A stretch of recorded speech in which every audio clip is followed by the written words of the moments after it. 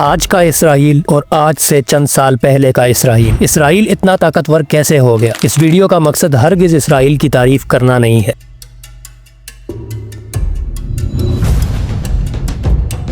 پچھلے چند سالوں سے دیکھنے میں آیا ہے کہ وہ اسرائیل جو اکثر عرب ممالک کو مذاکرات کے ٹیبل پر آنے کی انویٹیشن دیا کرتا تھا، وہ اب کسی کی سنتا ہی نہیں، اور وہی اسرائیل اب امریکہ کو بھی آنکھیں دکھاتا ہے۔ سال 1967 اور 1973 میں جب عرب ممالک نے بغیر کسی پلان کے اسرائیل پر دعویٰ بولا تو اس کے بعد اسرائیل نے اپنے ڈیفنس سسٹم پر کام کرنا شروع کیا۔ اسرائیل نے خود کو اس قابل بنانے کی کوشش کی کہ کوئی بھی ملک اس پر اٹیک کرنے کی کوشش کرے تو وہ ان کا سامنا کر سکے۔ معلوم نہیں کہ وہ اس قابل ہے یا نہیں، لیکن گزشتہ عرب اسرائیل جنگوں میں اسرائیل نے جس طرح عرب ممالک کو ناکو چنے چبوائے، وہ اسرائیل آج سے 50 سال قبل کا اسرائیل تھا، جبکہ آج کا اسرائیل اس سے سینکڑوں گنا زیادہ پاورفل ہے۔ دنیا کا وہ واحد ملک ہے جہاں ہر شہری کو آرمی ٹریننگ لینی پڑتی ہے اور کم از کم 2 سال ایز اے سولجر ڈیوٹی کرنی پڑتی ہے۔ اسرائیل نے سینکڑوں سال سے مردہ زبان عبرانی کو زندہ کیا اور آج اسرائیل کا ہر شہری عبرانی زبان بولتا ہے۔ عرب ممالک کے اٹیک کے بعد اسرائیل نے جس طرح 6 دن میں گولن ہائٹس، ویسٹ بینک، غزہ پٹی اور صحرائے سینا پر قبضہ کیا اور خود سے 6 گنا بڑی فوج کو شکست دی۔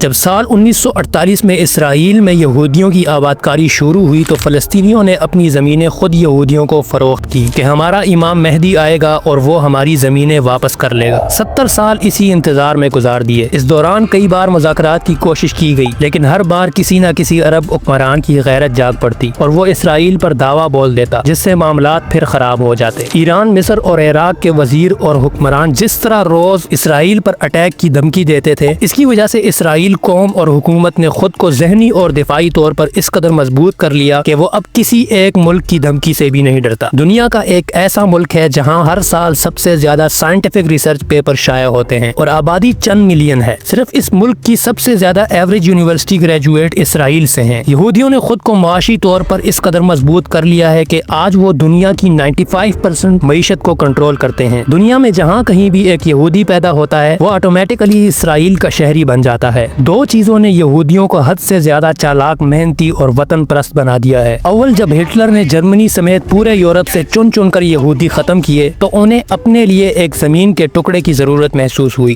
نمبر 2، جب عربوں نے گینگ اپ ہو کر ان پر دھاوا بولا تو انہیں ایک مضبوط معیشت اور دفاع کی ضرورت محسوس ہوئی، جو انہوں نے پوری کی۔ اور تاریخ بھی اس بات کی گواہ ہے کہ جب مسلمان آپس میں زمین کے گول ہونے یا فلیٹ ہونے، چاند پر جانا اور نہ جانا جیسے مسائل ڈسکس کر رہے تھے تو اس وقت تل ابیب اور حیفا میں دنیا کے جدید سے جدید میزائل اور راکٹس کے ایکسپیریمنٹس کیے جا رہے تھے، اور اس وقت New York, London, Paris, Los Angeles میں ملٹی نیشنل کمپنیز کھولی جا رہی تھی۔